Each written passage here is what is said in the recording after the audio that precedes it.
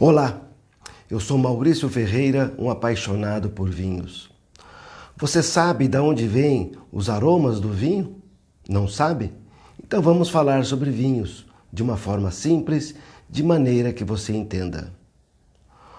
O vinho não é como um bolo, um sorvete, em que a dona de casa, ao preparar, acrescenta, por exemplo, essência de baunilha. Não, no vinho, todos os aromas que você experimenta ao degustar uma taça são originários da própria fruta, isto é, da própria uva, ou são originárias do modo como o vinho é preparado, mas de maneira alguma é acrescentado ao vinho qualquer essência. Nós temos no vinho 3 tipos de aromas: os aromas primários, secundários e terciários. E essa classificação não diz respeito à importância do aroma, mas sim, mais ou menos, a sequência na qual ela pode surgir, isto é, que os aromas podem surgir. Os aromas primários são aqueles vinculados à própria uva, ao tipo de uva, à casta utilizada e até mesmo à forma como foi fermentada. Lembrando que a fermentação nada mais é que a transformação do açúcar, do mosto, do suco da uva em álcool pelas leveduras. Assim, todos os aromas que surgem até a fermentação são chamados de aromas primários, e os principais, sem dúvida alguma, são aqueles decorrentes da própria uva. E cada tipo de uva tem um tipo de aroma. O que é interessante é que uma mesma uva, plantada em locais diferentes, em climas diferentes, em solos diferentes, produzem aromas diferentes. Os aromas secundários são aqueles que aparecem após a fermentação e são fruto das opções que o enólogo tem para trabalhar o vinho. Por exemplo, ele pode colocar o vinho em barris de carvalho. E aí nós teremos novos aromas que serão aromas secundários.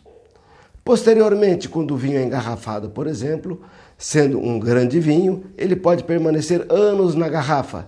E aí nós teremos novos aromas, são os aromas terciários.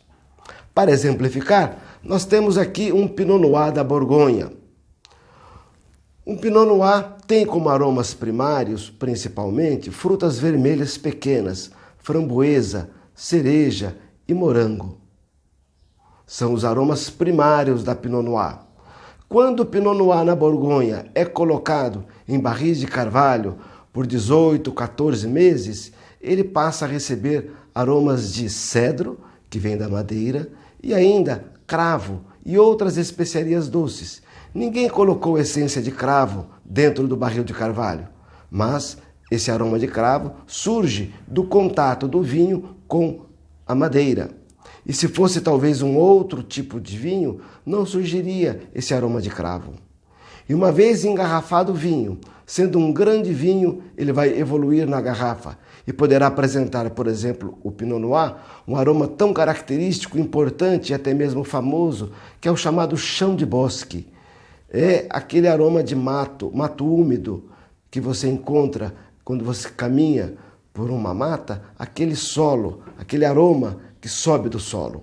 É o chão de bosque, que é tão procurado nos grandes Pinot Noirs. E não é só, você pode ter ainda num Pinot Noir que passou anos na garrafa evoluindo, um aroma de caça, um aroma de notas de animais e também aromas de cogumelo.